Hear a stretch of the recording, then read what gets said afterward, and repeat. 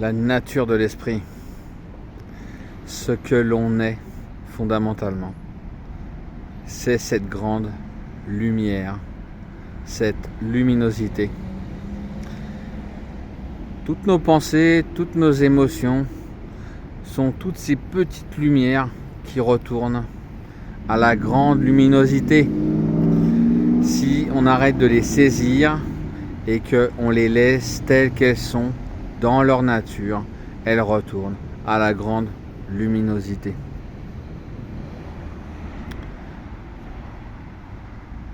Alors, quand on médite, on est dans la contemplation, la pratique de Trekche. On laisse les choses telles qu'elles sont. On ne touche à rien.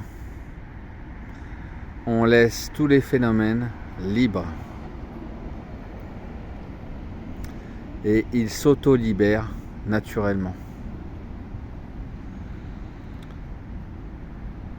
Dans cette attitude, nous devons avoir la conviction de l'auto-libération.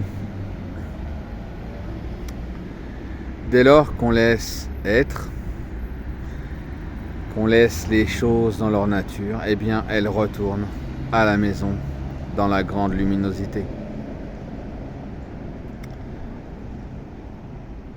Le hic dans tout ça, c'est que quand on vit cette nature de l'esprit, eh bien on n'y reste pas. C'est là qu'intervient la pratique de Togal, la présence spontanée, les moyens habiles. Et en fait, c'est grâce aux moyens habiles que nous allons tenter de nous maintenir dans cette luminosité. On pourrait dire que c'est une sorte d'attachement, mais si cette grande luminosité, c'est ce qu'on est vraiment, c'est notre vraie nature, alors pourquoi ne pas y revenir tout le temps, sachant qu'il est tellement plus facile de retourner dans son esprit ordinaire qui pense n'importe comment, qui n'a pas de direction, qui est esclave de lui-même, esclave de ses émotions, esclave des autres, esclave de la société. Pourquoi ne pas revenir bien là, présent à soi, et se maintenir en méditation? Quand je dis méditation, c'est pas la concentration, c'est pas se faire mal avec la pratique, c'est juste se remettre en contact ici et maintenant avec sa véritable nature, puisqu'elle accompagne tous les phénomènes, puisque tout ce que nous vivons font partie de cette grande luminosité. Alors autant définitivement quitter l'esprit ordinaire et aller directement à sa nature fondamentale, puisque dans cette nature, nous sommes libérés. Libérés de tout ce qui nous conditionne dans ce monde, puisque même les choses qui sont en apparence positives dans le samsara, c'est de la souffrance et il y a de l'attachement. Et tout ce qui est négatif, il y a de la répulsion. Et donc, si on a vraiment envie de se libérer, on doit avoir une ferme intention de revenir à la méditation, à la vigilance, à l'attention, l'ouverture, à la bienveillance. Puisque dans la réalisation, on comprend qu'on est cette bonté fondamentale. Et que si nous sommes cette bonté fondamentale, les autres sont aussi cette bonté fondamentale. Donc, si les autres, ont ça en eux, en pratiquant la méditation et en me réalisant, en vivant cette nature de l'esprit, je fais du bien à autrui. Quand je suis dans la nature de l'esprit, indirectement, je suis bénéfique à tous les êtres. Je ne pollue plus le monde avec mes transmissions de pensée. Je suis dans ma nature et je fais du bien aux autres. Donc, si on regarde l'ensemble des pratiques Dzogchen,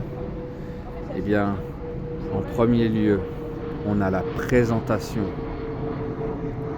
à la pratique de Trekchö, puisqu'en principe, on a pratiqué les réflexions sur le non-ego, donc on a une certaine expérience. Donc, le point de départ, c'est la présentation à la pratique de Trekchö, c'est-à-dire la contemplation, les yeux ouverts, pour intégrer une attitude méditative au quotidien. Qu'on soit dans la rue, qu'on soit assis, qu'on soit dans le métro, qu'on soit dans le train, qu'on soit dans le supermarché, qu'on fasse le ménage, la vaisselle, dans toute situation, tout est pratique. Tout peut être fait dans une conscience accrue, une présence à soi accrue. À tout instant de la journée, il n'y a aucune barrière à la pratique. Aucune barrière. À chaque instant, on peut pratiquer cette attention accrue vis-à-vis de soi-même.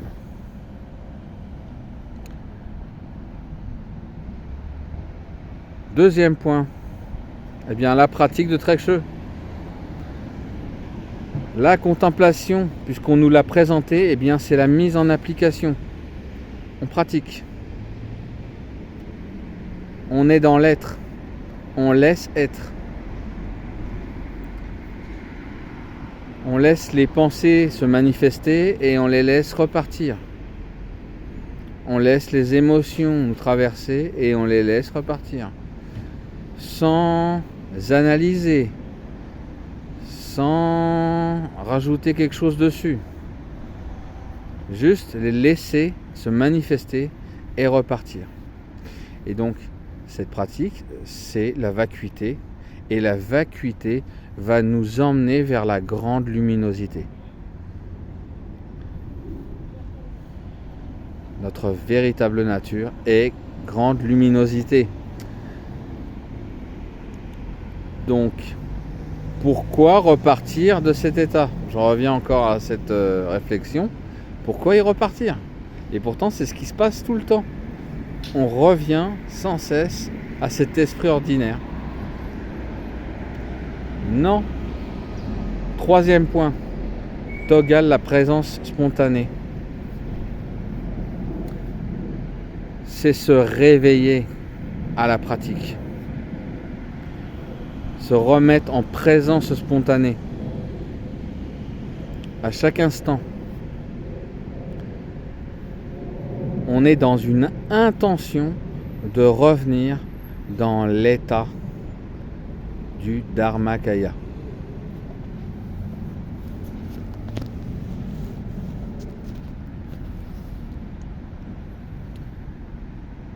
Si on se remet dans l'état du Dharmakaya,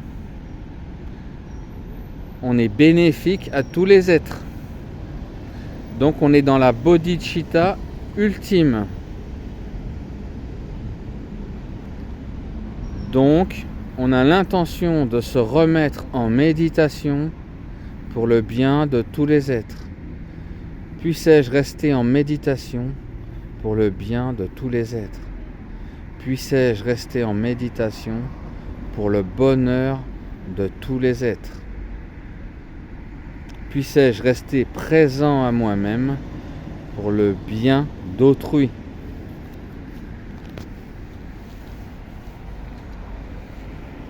Ce troisième point, c'est se donner l'introduction à soi-même. Bonne pratique.